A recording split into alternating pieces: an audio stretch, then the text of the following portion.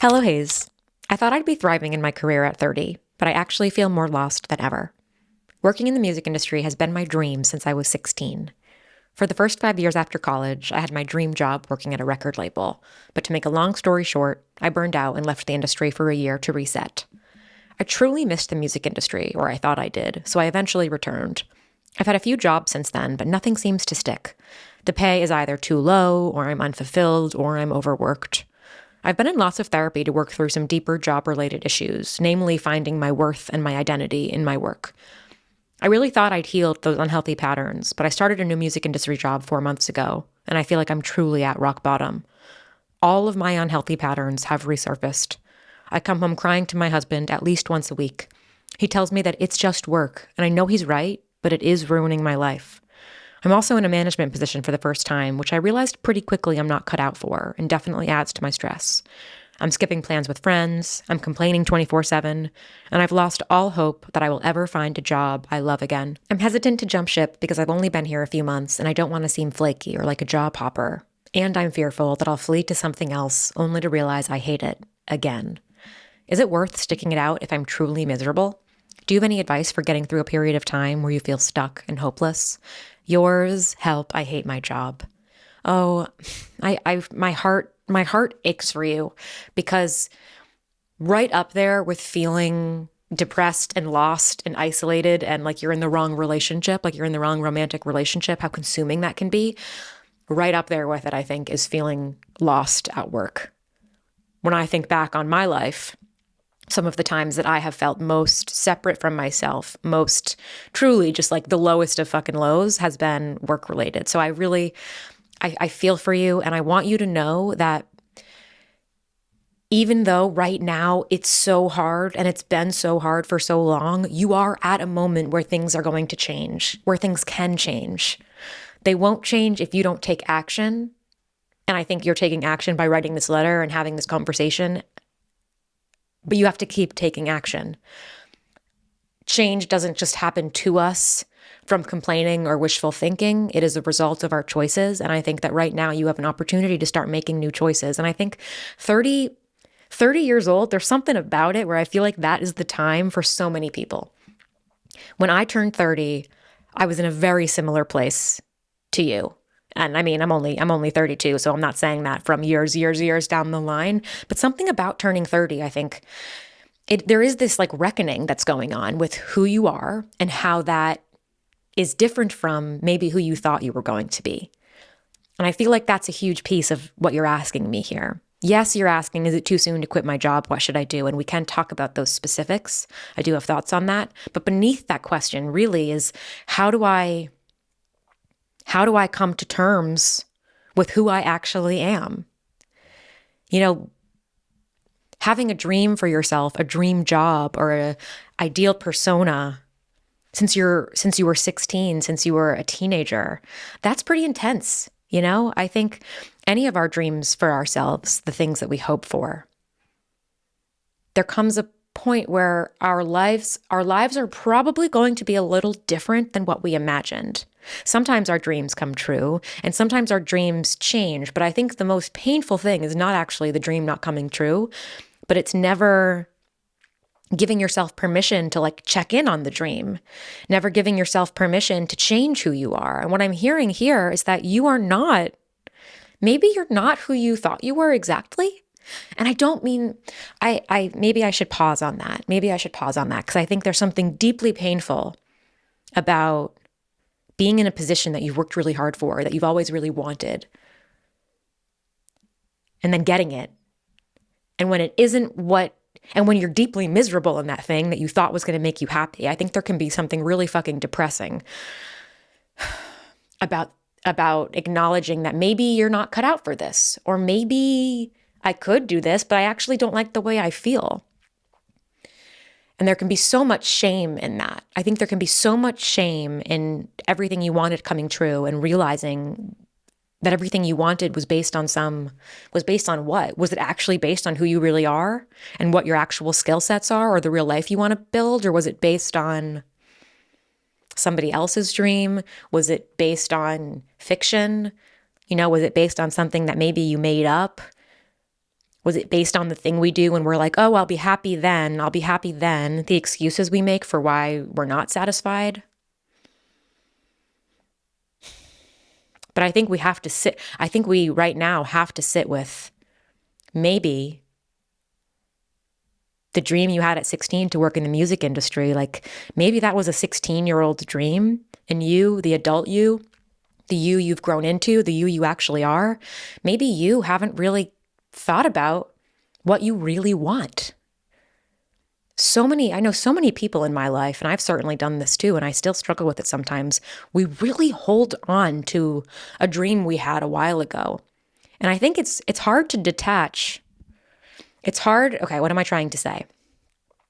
Once you have in your mind that something is going to be the thing that makes you happy or the thing that makes you successful. So if you have in your mind, like, I'm going to work on the business side in the music industry, and that's going to be who I am. I'm going to be really good at it, and that's going to be who I am. It's really, really hard to divorce yourself from that dream. There's so much grief, I think, and disappointment in giving that up. But maybe it isn't actually giving it up. It's just giving yourself space to grow. It does not surprise me that who you are at 30 isn't perfectly aligned with who you dreamed you would be at 16. And I want you to stop forcing yourself into some narrow idea of who you're supposed to be. I feel like that's part of what you're doing here. And that's part of what so many of us do when we keep ourselves in situations that we're unhappy. And I watch loved ones do this. I've watched myself do it. God, isn't it frustrating? I feel so frustrated too when I look back on my own life and I'm like, why was I trying to force something that wasn't working for me? Why was I even think about this podcast. When I started the podcast, I was like, I want this podcast to be the biggest advice column in the world. And I do have big, ambitious goals for the podcast. But I think when I was saying things like that, I was trying to model that type of statement came from what I thought I was supposed to do in order to have a successful podcast, okay? It wasn't, and so some of my behavior didn't actually feel good or aligned for me, but I was more committed to becoming the thing I was supposed to be than I was committed to finding out my unique way of doing it. And I think that example works here because I don't think this means that the music industry isn't for you. That it might mean that, it might not mean that, but certainly the way you're approaching it isn't working for you. The journey, figuring out who you really are, and straying from the path that other people take, letting go of your own rigid expectations for yourself is really, really hard. Transitioning from being a person who just does what they're fucking supposed to do. I don't even mean like, following the rules, somebody tells you what to do. I'm talking about most of us want to follow a path. We want to do things the way that they're done. We want because we want to feel successful. We want to feel happy. We want to make our dreams come true. We want to be proud of ourselves. And sometimes we just try to force our journeys into what has worked for somebody else. And, maybe some people get lucky like that. Like maybe there's plenty of people who actually can follow a blueprint and it works. But it's so frustrating to think back on how much I feel frustrated to think back on the time that I feel like I wasted trying to force myself into something that wasn't working for me. And I watch people I love go through it. I watch them make so much progress in their life, only to then, when it actually comes time to figure stuff out and implement what they've learned, they're like, actually, I'm going to resort back. And to use you as an example here, like you left the music industry for a reason. You started to work on some of these things, but then you went right back. And I'm not saying that to blame you. Yeah, I'm really not saying that to blame you. Maybe that wasn't the wisest example to use here. It takes some trial and error, I think, to figure out what the real problem is. And it is natural. It's natural. I think it's maybe a natural step in figuring all of this out to sort of figure out the problem and then dip out and try to figure some stuff out. But then you feel ready to go back in. I mean, to bring this back to the podcast, because that's one of my, I think I'm bringing that up because it's one of my career things that I've struggled with. I did the same exact thing. I started the podcast and then I was like, whoa, this isn't working. So I'm going to pull completely back.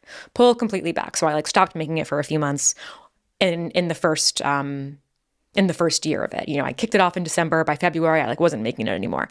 And then I came back to making it a few months later because I thought I was ready. I thought I figured it out. And then I was like, whoa. I didn't actually get to the root problem. So this isn't working. And then I finally came back once I actually started to tackle the real issue. So I'm not entirely surprised that you took a year off and then came back in. I'm not entirely surprised. I'm just acknowledging how frustrating it can feel to watch ourselves sort of be stuck in our patterns, and how frustrating it can feel too when we watch people we love do it. And maybe frustrating's a hard word because we don't want people to feel ashamed for their choices, but I think it's natural to feel frustrated when you watch somebody you love not get it. And unfortunately, as both the person who's been frustrated and also I think people have been frustrated with me, we have to figure these things out on our own. And your husband's comment about it's just work. I see what he's trying to say. He's trying to help you compartmentalize, and he's trying to help you focus on what matters. And I know that it's not just work, and it doesn't feel like just work. And respectfully, husband, minimizing I guess there's an art to pointing out perspective without minimizing, and statements like that I think lean too heavy on minimizing the real pain. I don't want to minimize the real pain here.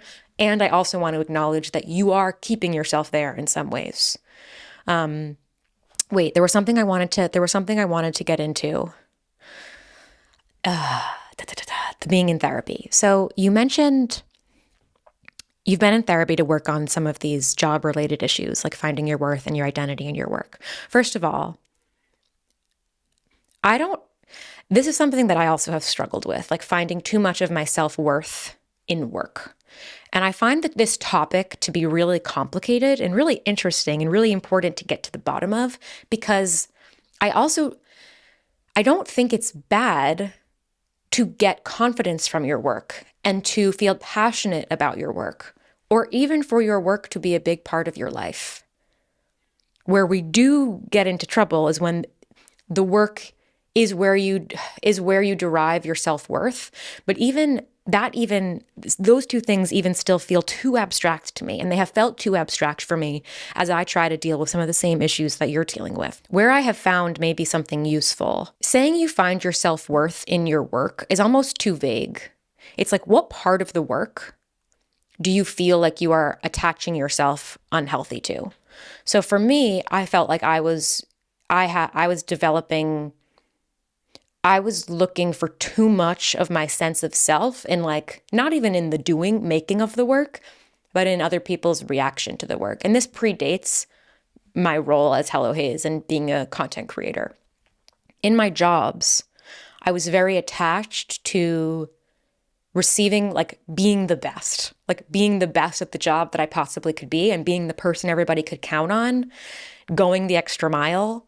And a lot of those qualities, I think, are what made me, I value a lot of those qualities in myself. However, I also exploited them sometimes. And because I didn't have good boundaries always with how I engaged with my work, when things were hard, I didn't have good tools or good tools or healthy habits to lean on.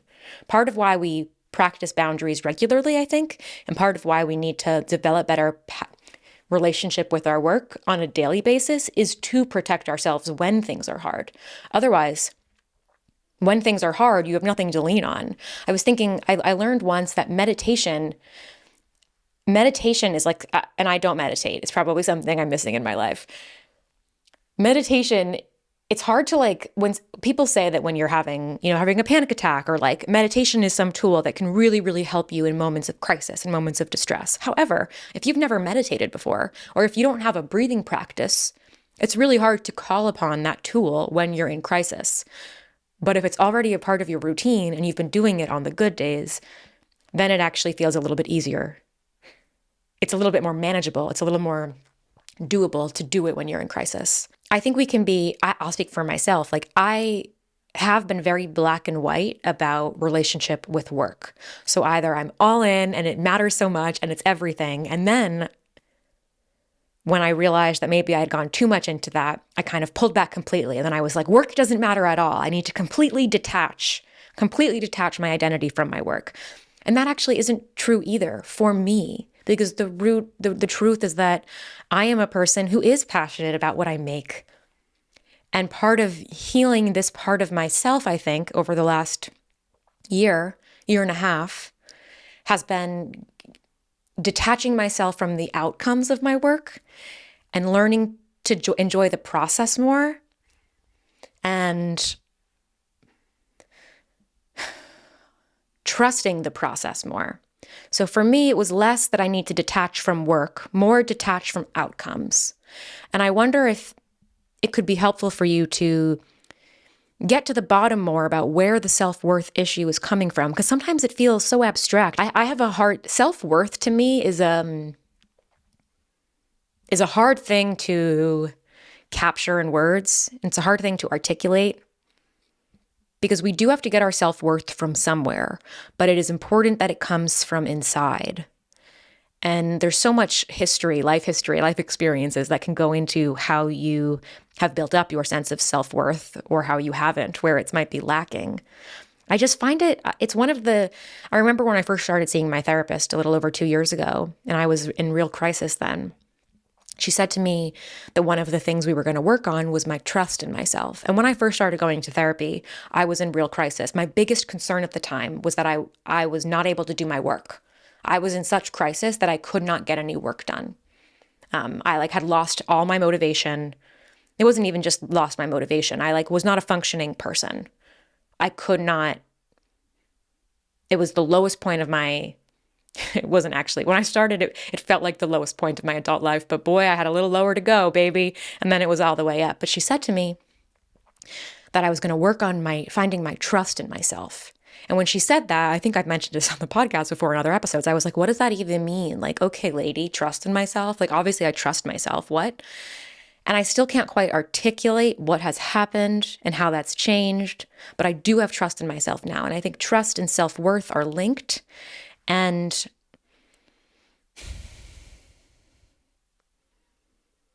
all of that's to say, I think it's possible for you to figure out the self-worth and work link without completely pulling back from your passion. I don't want you to see them on opposite ends of the spectrum. Your self-worth and your passion for the music industry are opposites and that they're fighting and you can only have one. I don't think that's true. For a long time, I felt like I could only have one too. And the truth has to be in the middle. So that's one thing I wanted to say. The next thing though is I really can relate to that feeling of, I thought I was done with this. I thought I healed this part of me. I thought I figured it out. And then you find yourself right back in the same patterns. And baby, that is normal.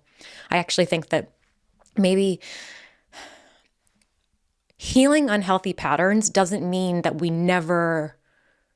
never come back into our life. Healing unhealthy patterns doesn't mean that we're never tempted by them again. They don't try to rear themselves in our life again. They do. I think healing is about recognizing when the patterns are coming back, recognizing in ourselves when we're having an instinct to do something that we used to. It means healing is about making different choices. Your patterns don't control you. You are in control of your patterns.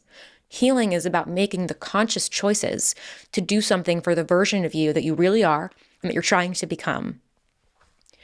For a long time, I thought that healing meant never feeling pain again, never feeling stress, which seems ridiculous, but I thought that if I healed from that past issue, I should never face it again.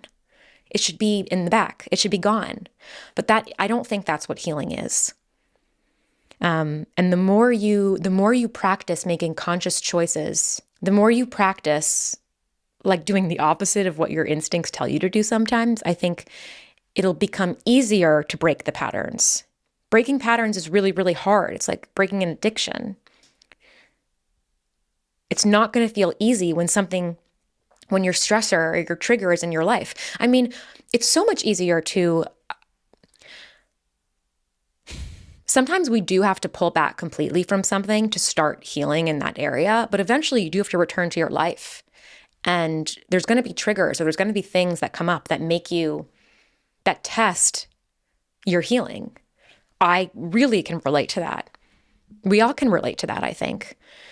But just because you're having a hard time does not mean that that you did a bad job with your healing. It just means that you are a human being and you are learning and you are growing. And healing also, by the way, takes a long time. You took a year off. Like, I hate to break it to you. I hate to break it to all of us, but these issues about finding our worth and our identity in our work, like we might spend, that could be a life's journey working to keep that at bay. And that's okay. I don't think what we're striving for here is being a person who has no insecurities and who has never has self-doubt. Like that's not really what we're working towards. And you might be doing yourself a disservice if that's what you're comparing yourself to, like a person who that's completely in the past. No, this is going to continue to be hard. I know the feeling of starting a new job and right away you're like, fuck, this was not it. Quick story, just to illustrate how well I actually know this. So I was a teacher for about 3 years, and then I started working at a media tech company in New York City, and I was there for about 4 years. And I started that job as a content, like social media fellow. I was working full-time, but I wasn't quite a full-time employee yet. And I really wanted to break into the media industry. At the time, I wanted to become a journalist. I wanted to write in magazines, and this was my foot in the door. I started as a social media fellow, and I ended up, climbing the ladder by asking lots of questions and being really present. And I am really good at that job, and I am good at these things. And I spent 4 years there. And by the time there were 2 different times in those 4 years where I really contemplated leaving. And the second time when I ultimately did leave, I had been there for 4 years, and I left for a job. It wasn't that I was desperate for a new job, but I really believed that a new job was going to make me happier. I was feeling a lack in my life. I was feeling unmotivated. I was feeling disconnected from my talent, from my purpose, from my passion. And I felt like this new job, which was offering me like a 50% raise and remote work and an opportunity, the team that I was working with, a lot of people did live in LA, and Brian and I were toying around with the idea about moving at that point. I thought it was going to be the key. And pretty quickly, like within the first week or 2, I knew that this was not okay. And one of the signs, as you said here, I felt just as burned out as I did when I left my last job. Like all of the feelings that I had that drove me to want to make a change in my last job, they appeared right away. And because of that, and because it had been so new, not enough had actually happened in this new job, I realized, oh, this has got to be at least partially because of me. It did turn out that there were many red flags that I had ignored in the interview process, and it was not the right environment for me. But a lot of what was going on was internal. There was clearly some stuff going on that I was being avoidant about, or I hadn't properly processed. And it was going to continue to show up in my life, this disconnection from my work, this really intense unhappiness that brings me to depression. It was going to keep showing up unless I did something about it, unless I figured it out. And I remember having similar conversations with my husband, being like, I need to quit this job. I need to quit this job. I'm unhappy. This can't work. And we had lots of conversations where he both understood where I was coming from, but also felt frustrated with me because I was making good money. I had good work-life balance. Well, I had the opportunity for good work-life balance, but I spent all of the time that I wasn't working feeling stressed about work or feeling mad and resentful about work. And that's not all the job's fault. Some of the stuff I could blame on the job, but some of it really had to do with me. And I did quit that job after 10 months. So I will say that. I did quit that job after 10 months. And that experience, the thing with Brian and I had decided that I could not quit that job without other work lined up. So I quit that job maybe in November. And in September, I'll never forget, he and I had just done a road trip up the California coast for I guess it was our 3-year wedding anniversary at the time. And I remember we got home and I said, like, I need to make a change. Can we actually come up with a plan to make this happen? I understand that I can't just not make money. What are we going to do? And we said that I would try to find some freelance clients. And luckily from my last job, the role I had, I was in a client-facing role then. And I reached back out to them. Some of them were production companies. Some of them were big brands. Some of them were small businesses where a female-owned, why does that matter? That's irrelevant. She just happens to be a woman. A psychiatrist who I interviewed for a project once, I knew she was trying to build her brand. Maybe I could work with her. I pitched myself to all these different people and got a couple of recurring, well-paying gigs and quit my job with some freelance stuff lined up. And I just logistically, I did the freelance work for a few months, not for a few months, for several weeks, a month and a half before actually quitting, just to make sure that everything was going smoothly. And that's why it's so important to make good relationships everywhere you go, not in like a manipulative way, but you just never know. You never know who you're going to meet that's going to help you and who maybe you'll be able to help. One of the jobs I got, this is crazy actually to think about. One of the jobs I got, we had interviewed somebody at that company, the one that I left after 10 months. We interviewed somebody for a role and the role was not right for her, but she and I really got along. When I interviewed her, we connected on LinkedIn. And when I was looking for freelance work, she at her new job was looking for some freelance writer. So I reached out to her and she hired me. You wouldn't think that somebody wasn't able to give a job to would like me or would want to work with me, but we made a good relationship and she was able to help me and help me grow into this next step of my career. You just never know who you're going to meet. But that was my situation with my husband. Like, I wanted to quit, I needed to quit, but I needed to make money. So I figured that out. And I think previously, before that experience, I would have said, try not to leave a job within a year. And maybe that would still be my advice in some situations, especially the younger you are. But I also don't think that you should continue to kill yourself in a job if you are really unable to get to the bottom of this problem. And of course, money, like, your financial situation. I'm not just going to tell you to quit your job if you can't quit your job. I also don't always think that quitting financial stress and shame around not making money is often not better than the problems you're dealing with in work with a steady paycheck. And I think that can be hard to like wrestle with that when you haven't experienced the shame or the actual financial insecurity of not making money and what that means. It's hard to imagine that could be worse than the very challenging stuff you're dealing with now. But I don't think I quite appreciated enough the financial stability and security, even in a job I hated. I still might have made the same choices I've made in my career, which have come with less financial security. I think I still would make the same choices that I've made, but I wish I understood more how much financial stability in my own career, like, I wish I just took that, I wish I appreciated that more. Because it totally introduced a new stress once I didn't have that. I want to get into some ideas, though, for how you can maybe make this better right now. Because I don't want the two options to be like, I quit and then I'm miserable and figure it out, or I just suck it up and stay in this job that's making me antisocial and everything. So we got to come up with some better options. One thought also, I know you said that you're in a management position and that's not working. That's totally fair. Not everybody's meant to be managers. I firmly believe that. And I hate the way that some companies and some industries push the managerial stuff as like the only way that you can be successful. Is there a world where you can get out of that? Like, is there a world where you can talk to whoever you report to and say, I don't think that the manager role, I'm not feeling successful in this role, and I think I would be better as an individual contributor? Is there a world where we can change this setup? Even if that comes with a pay cut, I think you should think about whether that could work and whether that's a risk you're comfortable taking, because maybe reducing some of that pressure and not being responsible for somebody else's work, like maybe that will actually be really tactically helpful for you here. You still might quit the job later, but that could be something right away to take some pressure off. Now, I know your husband has said it's just work, which we've already deemed as like not the most helpful thing to say, even if he's trying to be sweet.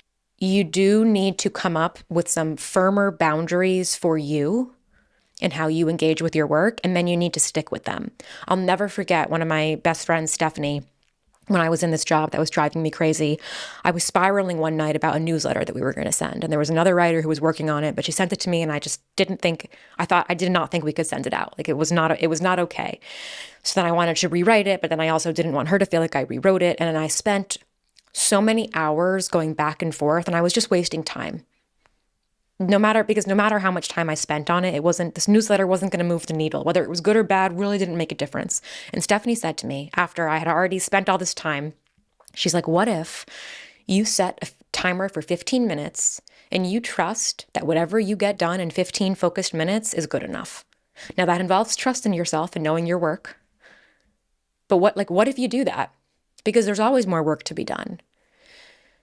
That unlocked something in me. That unlocked this idea of like, oh, this is just a job. And my 15 minutes of focused time actually is like good enough. And whatever I can get done in that time is it. So then I started practicing that, like setting a timer for how long I could do certain tasks that I knew would sort of poke at my perfectionism. Tasks that I knew I could accidentally spend hours on and still not feel satisfied. Set a timer on those. Plans with your friends, I think that some of these need to be non-negotiables. Tell your friends you're having a hard time. Help them, ask them to hold you accountable to showing up to things. Maybe the types of plans you're making are too much for you right now. Like maybe if you are in kind of a personal crisis time, maybe, I don't know what types of plans might be too much. You know what types of plans might be too much. Going to the complete other side of town where you have to commute for 45 minutes by yourself, maybe that's too much for you at the moment. But maybe a friend coming over for dinner, or you going over to a friend's apartment, or you going to a closer restaurant, you going out to dinner but not drinking, I don't know. Commit to those things. And I think it can be easier to commit to things when the people that you're committing to know you're going through something hard. Let them help you. Tell them what's going on. Tell them that you're skipping. Say, I've noticed that I've been skipping plans and I've been canceling things because I feel so burned out and so stressed, but I don't want this to be my pattern. Can you help me? Can you help hold me accountable? You've lost all hope that you'll ever find a job you love. I think, and I'm actually surprised I haven't even brought this up yet. I want you to, what could it look like? What could it look like for you to separate the thing you love from the job? I know from a young age, you thought you loved the business side of the music industry. That meant something to you. But I think there could still be love for the subject matter without love for the job. And I know there's a lot of grief in realizing that maybe the job is not the thing to love. It's like you were halfway there. We misplace. Sometimes we know what we want and we know like what we're looking for. We know there's a gap in our life and we know it needs to be filled, but we like get there halfway. We're halfway right. But we mess it up a little bit. I think there's a reason that you fell in love with the music industry. There's a reason that you wanted to do this.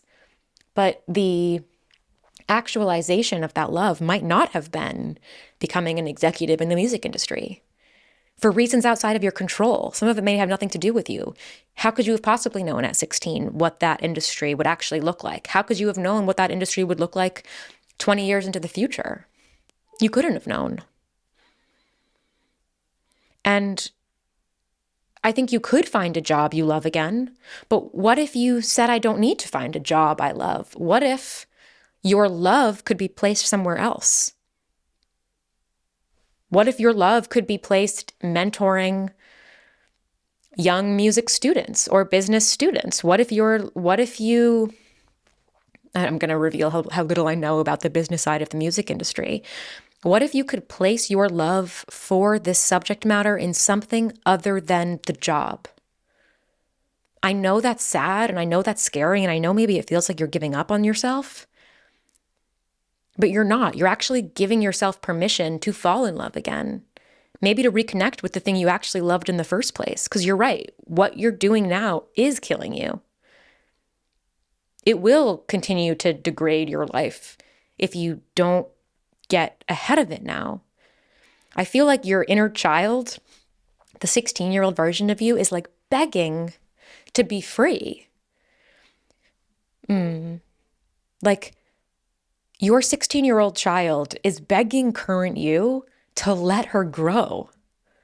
Think about the way teenagers are and the way young people are. They don't want you to make them stick to anything they say. They don't want you to keep them, in a cage. They want you, all teenagers and young people want, which is really all we all want, is permission to grow and to be free and to change our minds and to expand. And what could it look like for you to sort of reframe what's happening now as, instead of you're a disappointment and you're a failure and you're burned out and you're pathetic or whatever it is, what if instead it's like you are just being protective? You're scared to give up on that dream because that might mean you failed, and you don't want to fail. You don't want to fail your younger self. Well, what if shaking all this up is the way to honor your younger self? I know how scary it can feel, though, when you've really lost the love. I know more than you can imagine how scary that is. And I know that sometimes you have to pull all the way back just to find that love again. So I think, I give you permission to do whatever it is you think you need to do. But to your point, I don't think you need to worry about seeming flaky or like a job hopper. Who the fuck cares what these people think about you? I mean, I guess I did talk about how important your relationships are, and I stand by that. So maybe you don't want to burn all of these bridges, but I wouldn't have what other people think of you be the driving force here. I think what you're really I think we have to start with you giving yourself permission for the dream to change. And that is going to involve some grief. There's also, I was with my friend, a dear friend of mine the other night, who has her own dreams for her future, and her career have changed a little bit in the last several years. Some she's just grown out of, some the opportunity wasn't there for her, some personal family things have come up that have made her have to shift her priorities. And we were talking about the grief that comes with watching other people achieve what your dream used to be. And that's really hard. So if you say that you don't want to do this anymore, there's going to be a point where you watch someone else get or be a part of something that you thought you wanted. And that is really hard. And I think that your future is going to include moments like that, just as mine does, and just like all of ours do as we grow up and we shed younger versions of ourselves and give ourselves permission to grow. I think like the grief is always part of the growing. We can't avoid that. But I think the happiest people, the people who get closest to really figuring it out, are the people who like don't hold on so tight. I don't know what the future is for you, and I don't know what your ideal career is. But I want you to know that you are talented and worthy and interesting, and you will be happy doing something else. Or you will be happy working in this business, but not expecting it to be something you love. It can just be a job. And I know it doesn't feel like that right now, but I think getting to the bottom of what you're really looking for, why you really love this in the first place, might help you see clearly that you're looking in the wrong place. Like maybe you'll finally realize, oh, it is just a job. That thing I want, I'm actually never going to find there. But I don't know what the thing you want is. I think for now, what's standing in your way is just that you're holding on with claw marks to this dream you had, and you don't want to give it up because you're scared of what you're going to find if you give it up. But I promise you, you're not going to find, listen, you might have to dig through some dust and claw through some boxes to find what's at the bottom there. But what you find is going to delight you, I think. I think you're going to feel free. I think you have to free yourself from these expectations. I know it feels so scary right now, but I just want you to know that you're not disappointing anybody, but most importantly, you're not disappointing the younger version of you that wanted this. The younger version of you, I really feel like that's actually such a helpful visualization. The younger version of you wants you to be free. She wants to be free. So free her. And I will be right back. So I learned a very good lesson this morning. Or it actually wasn't learning the lessons, it was implementing a lesson I've already learned. So normally I record my podcast on Monday mornings before I go to therapy. And this morning I woke up a little late. I slept in. It was Brian and Frances's birthday yesterday. Yes, they shared a birthday. If you saw my little video, it's one of the coolest coincidences about them, though I don't really believe in coincidences. I think it's a sign. We just had a really busy weekend, a really joy-filled weekend. I got to hang out with one of my good friends. It was a great weekend, but I wasn't able to prepare for Monday in the way that I typically like to. And I woke up this morning and I felt behind. And 10 o'clock rolled around and I realized, okay, I could either rush right now to try to get my podcast done and get to therapy on time, or I could slow down and do it later. And I know that doesn't seem like a big, important choice. And for the most part, like Mondays are podcast days for me. I design my schedule, I go to therapy and I do my podcast and I do my clips for my podcast, but I don't have any other work priorities. I mean, I have to make videos and stuff, but the podcast is the main thing, okay? So I have the control to design my day. So you might think, well, what's the big deal about doing it later? Well, it kind of feels like a big deal because you know the feeling once you feel like you're behind, it's really hard to correct that. Or it's hard to like change the pace and change the feel of the day once you've already stepped into that mentality. And if I chose to rush to get the podcast done, it would have maybe felt really good to go to therapy with it done. That's how I normally like to do it. I like to go to therapy with the taping finished because I also don't know what I'm going to be like when I leave therapy. I can't predict what type of session I'm going to have. And sometimes I have anxiety about getting on camera afterwards if I'm emotionally drained.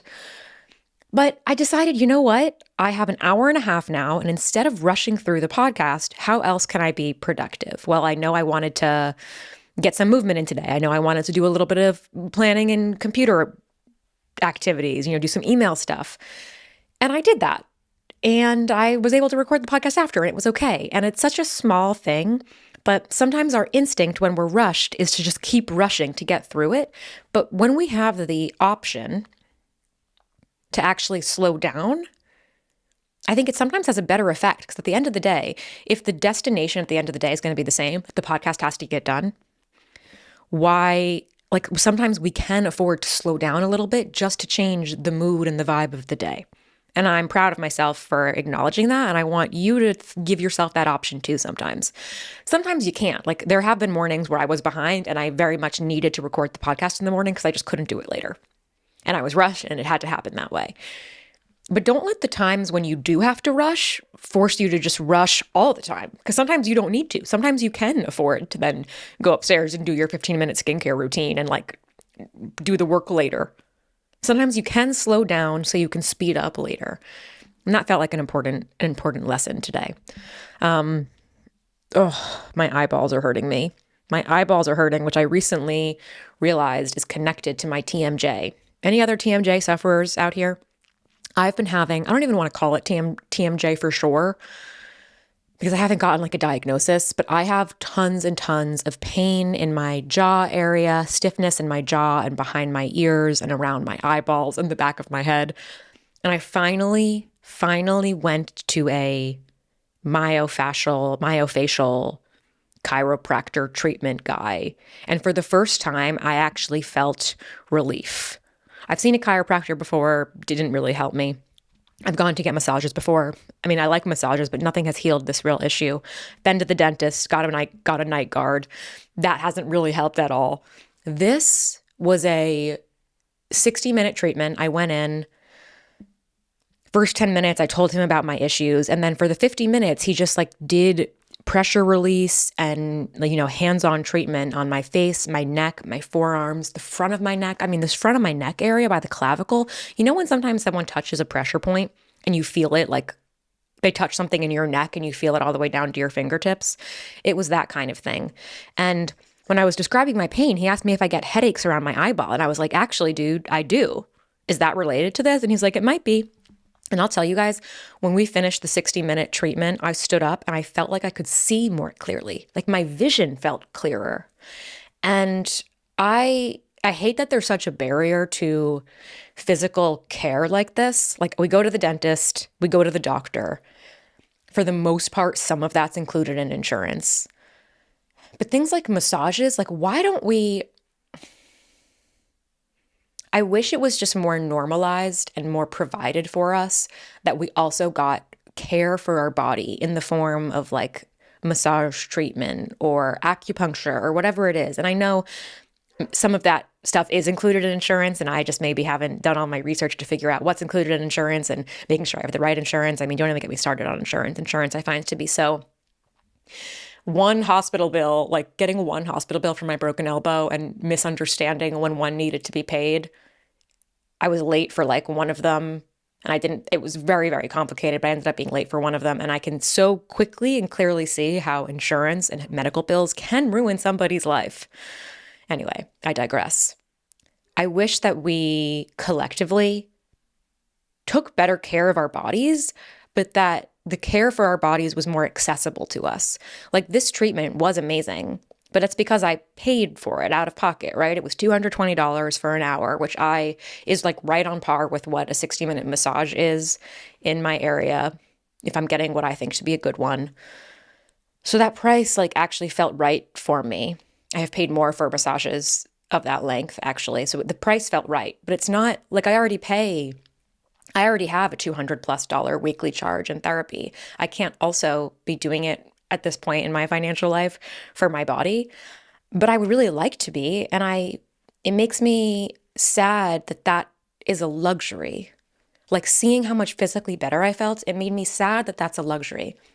Sad for myself that I can't do it more, but I'm also extremely privileged that I can do it at all and that I'm going to go back soon. And how many people are in such physical pain and can't get the support they need. It makes me sick. It's one of the many things that just I feel at a loss for words in our country right now, which I guess is a perfect segue. I am so horrified by what's happening in Minnesota, what's happening in our country, how ICE is terrorizing our communities. It's not shocking. It's both not shocking and not surprising, and yet I still feel like there's something I was just talking about this with a friend of mine. Like it's really hard for me to believe that some people are evil. And the more I see, the more I'm like, I don't fucking know, man. Like there is evil, and evil is at our doorstep.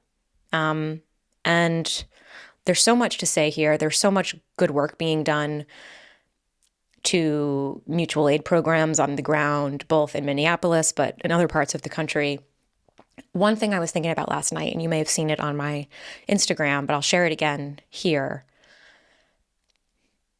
This dates way back beyond this topic, but I know what it feels like when you're talking about something political, or you're talking about something that's, highly charged. Yeah, I guess I'll just call it something political.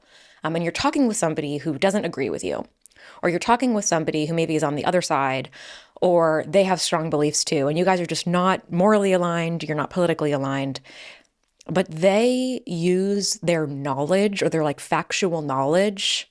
They want to make you feel stupid for not knowing all the facts, for not having all the information, for not like being an AP history student in that area. Okay. And even though we know that history books and textbooks are all skewed anyway, I've been in conversations where where the conversation leaves me feeling stupid. Maybe I tried to get into a debate, or I tried to prove my point with somebody who was never going to hear me out anyway. But they just wanted me to feel stupid. They wanted me to feel like I didn't know what I was talking about. And even if I knew they were wrong, sometimes I think about people who you have those conversations enough and you feel so demoralized that you then not only stop trying to talk about what you believe is right and what you're seeing and what you want to see differently and ways to help. You not only stop taking action, but you also like start censoring your own feelings and your own reactions. It's like one of the side effects of hard conversations can be wanting to retreat from them completely. And now is not the time to retreat. And if you are somebody who has felt so demoralized, maybe it's from conversations with family members or with friends who see things differently and who try to make you feel like you're not smart enough to care or something. I want you to know that you don't need to know all the facts to know that this is wrong and to feel horrified and to feel sad and to want to take action. You don't need to know everything to care. And that, I guess, is the message that I want to leave you with right now. There are so many messages, but I will start with that one. I'll start with that one.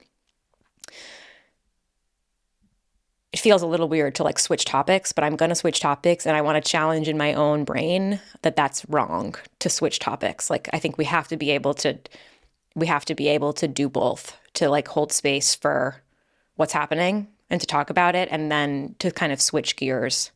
So I'm going to practice doing that now, even though it feels a little uncomfortable, and I'll keep thinking about the way to do that. Okay. My move, I'm here to talk about my move now. I want to talk about how I'm feeling about my move because it's creeping up. It's end of January right now, and we're moving in April. We decided that recently. We're moving in April. And I'm feeling a mix of really wanting to be present in this moment, enjoy my last couple of weeks here, my last couple of months. It's not a couple of weeks yet, thank God, with my friends and experience the city, do the things that we always said we were going to do that we haven't yet. And also like the logistics of planning a cross-country move. Oh my God, it's like my voice shakes even thinking about it because I know it so much. We decided to rent. We're not going to buy a house yet. We don't feel ready to do that. We don't want to put the pressure on ourselves to do that. So we're going to rent. So I have to we're working on securing the rental. And are we going to fly back to New York to look at something first or not?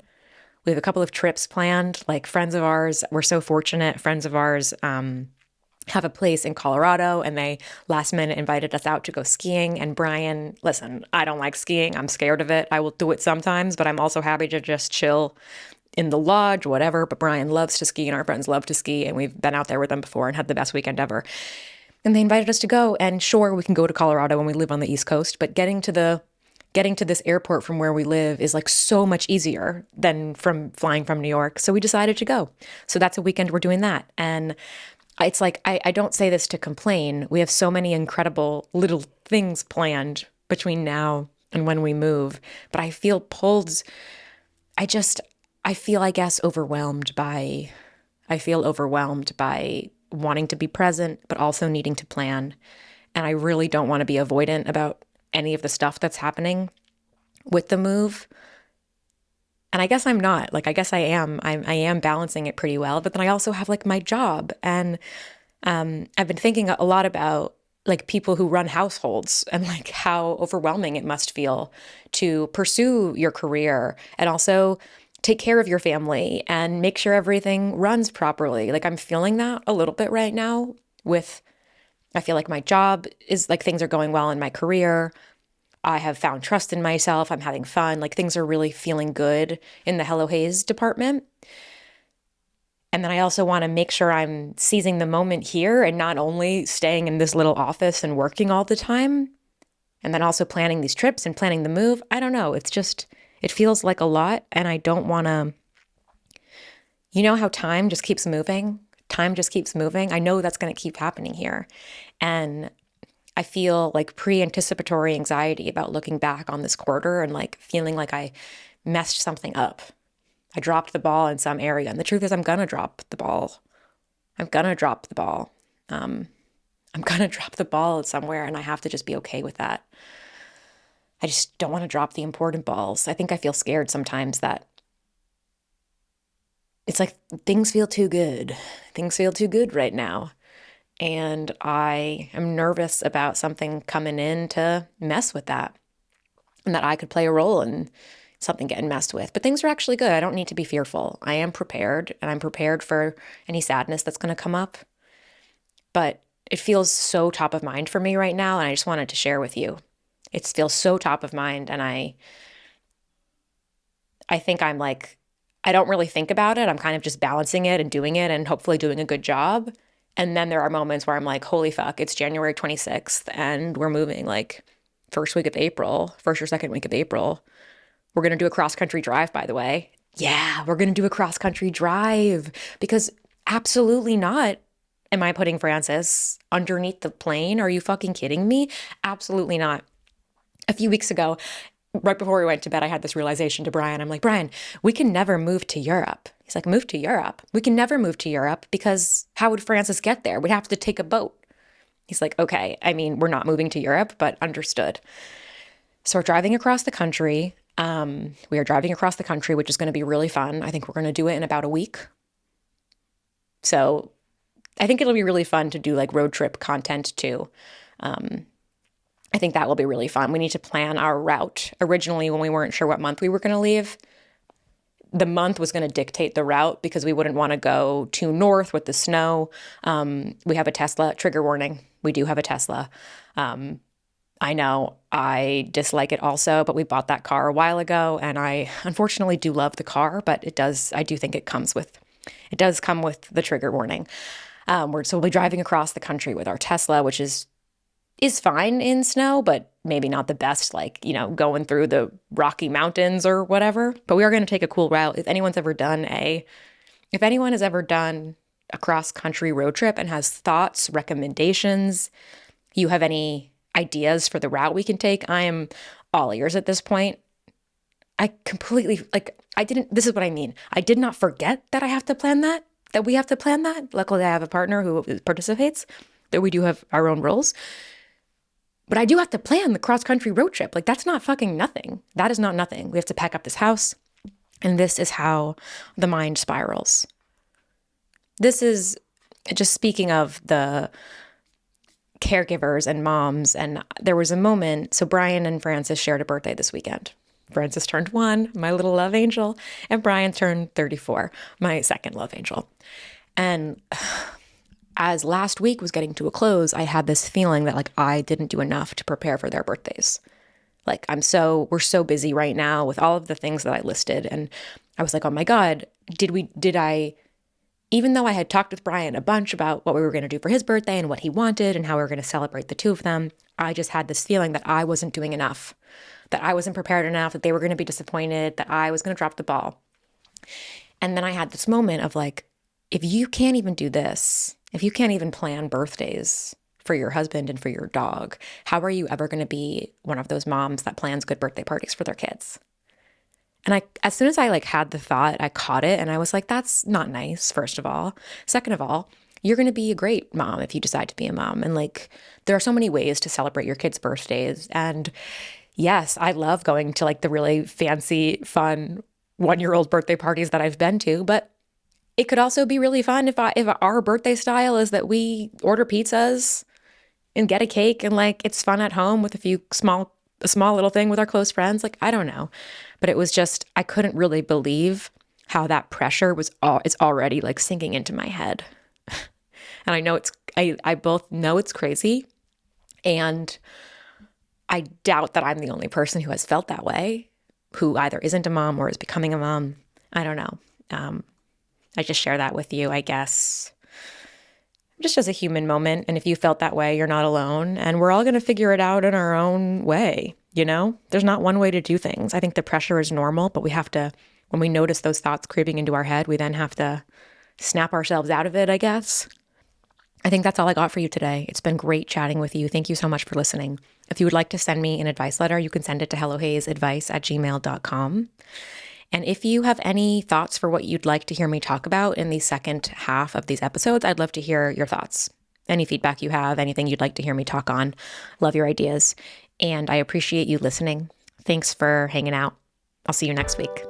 Bye.